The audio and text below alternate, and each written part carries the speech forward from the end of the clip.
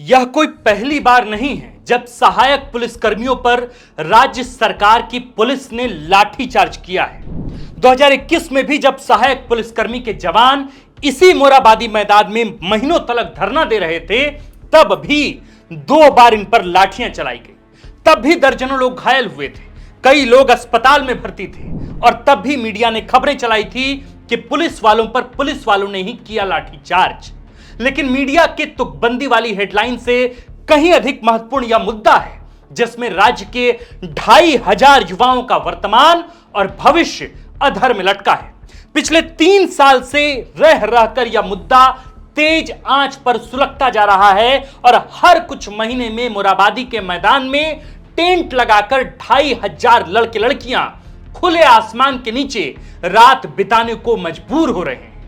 हम आज सहायक पुलिसकर्मियों से संबंधित सभी विषयों पर बहुत ही विस्तृत बातचीत करेंगे, लेकिन इससे पहले बहुत जरूरी है कि आप इन वीडियो को देखें। आज यानी शुक्रवार को अपनी मांगों को लेकर मुख्यमंत्री आवास का घेराव करने जा रहे युवाओं पर सरकारी लाठियां बरसी हैं। दरअसल आज सुबह सहायक पुलिसकर्मियों का एक प्रतिनिधिमंडल सरकार के कुछ सीनियर अधिकारियों से मिलने के लिए गया था। मीडिया रिपोर्ट्स के मुताबिक बातचीत में 1 साल कॉन्ट्रैक्ट बढ़ाने और वेतन बढ़ोतरी पर सहमति भी बनी, लेकिन संभवतः अन्य मांगों को मानने से इनकार कर दिया गया।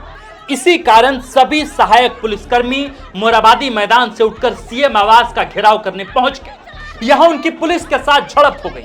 जानकारी है कि वहां पथराव हुआ, जिसके बाद सभी धरनारत युवाओं पर लाठीचार्ज किया गया। परिणाम यह हुआ कि बड़ी संख्या में युवा घायल हुए और कुछ को गंभीर चोटें भी आई है।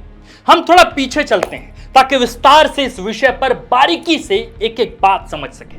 साल 2017 में राज्य के विभिन्न जिलों में 2500 की संख्या में सहायक पुलिसकर्मियों की बहाली की गई थी। बहाली करने वाले थे तत्कालीन मुख्यमंत्री रघुवर दास और उस समय का इनका वेतनमान था मात्र 10,000 रुपए।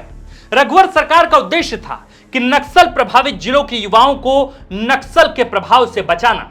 वे नहीं चाहते थे कि नक्सल प्रभावित क्षेत्रों के युवा नक्सल गतिविधियों में शामिल हो, इसलिए इन सभी की बहाली की गई और काम दिया गया नक्सलियों की गतिविधियों पर नजर रखने का, उनकी सूचनाएं जिला मुख्यालय तक पहुंचाने का। सरकार तब नक्सलवाद के खिलाफ अभियान चला रही थी। नक्सलियों को मुख्य धारा में जोड़ने का कई ऑपरेशन चल रहा था, कई बड़े स्तर पर प्रयास जारी थे। बात यहां तक तो ठीक था, लेकिन इन सहायक पुलिसकर्मियों की जब एक बार बहाली हो गई तो फिर सरकार इनका इस्तेमाल बेहद ही क्रूर ढंग से करने लगी। बाद में इन सहायक पुलिसकर्मियों को ट्रैफिक से लेकर विधि व्यवस्था संभालने के कार्यों में भी लगाया जाने लगा। कभी पर्व त्योहार में भी इनकी प्रतिनियुक्ति होने लगी। नई सरकार के गठन के बाद साल 2019 में इनका सेवा समाप्त कर दिया गया, जिसके विरोध में कई दिनों तक वे राजधानी रांची में धरना देते रहे। 19 के बाद 21 में इन्हें सेवा विस्तार दिया गया, लेकिन सहायक पुलिसकर्मियों की मांग है कि उनकी सेवा अस्थायी की जाए, उन्हें पुलिस सेवा में समायोजित कर दिया जाए। इसके अलावा जाहिर तौर पर उनका वेतन भी बढ़ाया जाए, लेकिन सरकार ऐसा करने से बार बार इनकार करती नजर आ रही है। वर्तमान सरकार पर आरोप यह भी है कि चूंकि ये युवा रघुवर दास के कार्यकाल में नियुक्त किए गए थे, इसलिए वर्तमान की झामुमो कांग्रेस सरकार इन्हें अस्थायी नहीं करना चाह रही है। यदि वाकई ऐसा है तो सरकार शायद भूल रही है कि ये सभी युवा इसी झारखंड राज्य के हैं और इसी माटी की सेवा में पिछले 6-7 सालों से लगे हुए हैं।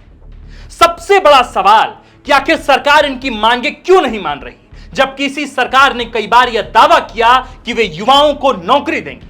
क्या 2500 युवाओं को अस्थायी करना नौकरी देना नहीं होता? क्या उनका वेतनमान बढ़ाना जनहितकारी काम नहीं होता?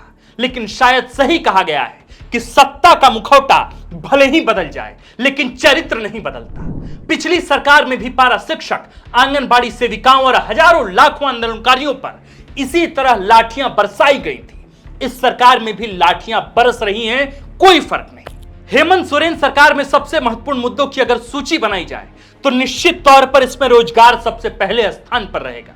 रोजगार की उम्मीद के लिए लाखों की संख्या में युवाओं ने इस सरकार को वोट दिया, लेकिन सरकार बनने के बाद जिस तरह की उम्मीद इस राज्य के छात्रों को सरकार से थी, वह कभी पूरा ना हो सका। तमाम परीक्षाओं में गड़बड़ियों का आलम बरकरार रहा। पेपर लीक के कथित मामले आते रहे और धरना दे रहे युवाओं पर अनवरत लाठियां बरसती रही। यह बड़ा दिलचस्प है कि चुनाव के ठीक पहले यह सब राज्य की राजधानी रांची में हो रहा है। चुनाव होने में जितना समय बचा है उतने समय में न तो इस लाठी चार्ज की खबरों वाले अखबार की स्याही मिटेगी और न इन युवाओं के पीठ से लाठियों के निशान मिटेंगे। शरीर पर लगे चोट के साथ युवा जब वोट करने जाएंगे तो क्या सोच रहे होंगे यह आप खुद समझ सकते हैं। मेरी समझ में यह नहीं आता कि हेमंत सोरेन इस मुद्दे को इतना बड़ा क्यों होने दे रहे हैं, जबकि इसे आसानी से खत्म किया जा सकता था। सभी को एक साथ न सही, कम से कम यही कह दें कि पुलिस की नौकरी में 30% या 20% का आरक्षण सहायक पुलिसकर्मियों को दिया जाएगा। सहायक पुलिसकर्मी ट्रेनिंग ले चुके हैं, काम का अच्छा खासा अनुभव भी है, जो योग्य हैं उन्हें तो पुलिस सेवा में समाहित किया ही जा सकता है। एक और दिलचस्प बात कि आंदोलन कर रहे युवाओं में अधिकतर लड़के लड़कियां आदिवासी समुदाय से आती हैं, सुदूर पिछड़े इलाके से आते हैं ये लड़के।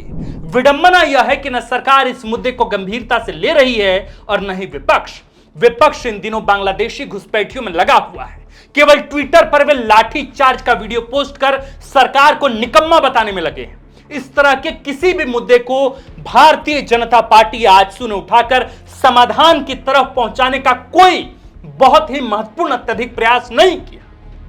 मुझे लगता है कि राज्य सरकार को एक छोटी सी टीम बनाकर उन विकल्पों को तलाशना चाहिए जिससे सहायक पुलिसकर्मियों को अस्थायी करने की तरफ कदम बढ़ाए जा सके। इससे न सिर्फ सरकार की छवि ठीक होगी बल्कि रोजगार की दिशा में एक सकारात्मक काम हो सकेगा। इसी नोट पर हम अपनी बात यहां आज खत्म कर रहे हैं। इस वीडियो का अपने दोस्तों तक पहुंच बरकरार कीजिए, अपनी राय हमें कमेंट बॉक्स में लिख कर दीजिए और पहुंचाइए इस राज्य के तमाम सत्ताधीशों मठाधीशों तक और बताइए कि राज्य के सबसे केंद्र में जो मैदान है, जहां सरकारी आयोजनें होती हैं, जहां नौकरी के लिए नियुक्तियां मिलती हैं, जहां प्रशस्ति पत्र बढ़ते हैं, उसी मोराबादी मैदान में कई महीने से आज सहायक पुलिसकर्मी दिन रात तंबू गाड़कर आंदोलन करने पर मजबूर हैं। इस राज्य की सत्ता से लेकर विपक्ष तक बैठे हुए तमाम नेता समझें कि कैसे 8-8 महीने 7-7 महीने के बच्चे अपने बच्चे गोद में लेकर सहायक पुलिसकर्मी आंदोलन कर रहे हैं। इस वीडियो को कोशिश कीजिए कि झारखंड के हर दर्शकों के मोबाइल स्क्रीन तक पहुंच सके। इसे जितना हो सके इसे शेयर कीजिए और बताइए कि राजधानी रांची में क्या हो रहा है। आप देख रहे थे द फोर्थ पिलर। मेरा नाम आकाश आनंद है और कैमरे के पीछे हैं नीरज। शुक्रिया।